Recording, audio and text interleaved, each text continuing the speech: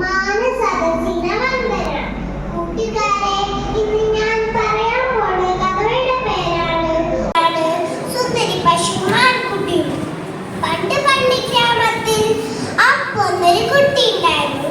അപ്പുവിന് കുഞ്ഞ പശുക്കുട്ടി ഉണ്ടായിരുന്നു. സുന്ദരി എന്നായിരുന്നു പശുക്കുട്ടിയുടെ പേര്. എന്നും രാവിലെ അപ്പുമാവിനെയും കൂട്ടി പുല്ല് മേയ്ക്കുവാൻ പോകുമായിരുന്നു. ഒരു ദിവസം പുല്ല് മേയ്ക്കുവാനായി സുന്ദരി ഒരു മാൻകുട്ടിയെ കണ്ടു. പല പ്രാവശ്യം കണ്ടപ്പോൾ അവർ ചങ്ങാതിമാരായി. ഒരു ദിവസം കണ്ടപ്പോൾ മാൻകുട്ടി ചോദിച്ചു, സുന്ദരി സുന്ദരി, നീ എന്റെ കൂടെ കാട്ടിലേക്ക് വരുന്നു? എന്ത് ഭംഗി കാടുകയാണ്!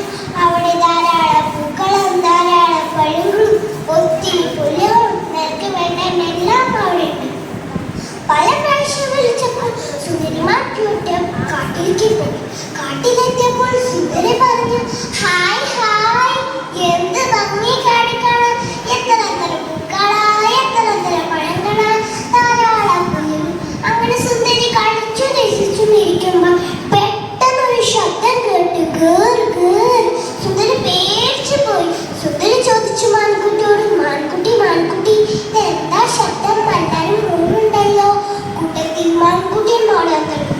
ഓട്ടത്തിനിടയിൽ മാൻകുട്ടി പറഞ്ഞു, സുന്ദരി സുന്ദരി, നീ ഓടിക്കോ, കണ്ണിലെ രാജാവ് സിംഹം വരുന്നുണ്ട്.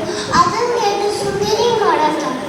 ഓട്ടത്തിനിടയിൽ സുന്ദരി പറഞ്ഞു, മാൻകുട്ടി മാൻകുട്ടി, നീ കാട്ടിലെ ഭംഗി കുറിച്ച് പറഞ്ഞു, നീ കാട്ടിലെ അപകടം കുറിച്ച് പറഞ്ഞില്ലല്ലോ. അതിലെന്തേ? എനിക്കിപ്പം മനസ്സിലായി, പരിചയമില്ലാത്ത കൂട്ടുകാരാണ്, പെട്ടെന്ന് വിശ്വസിക്കരുത്.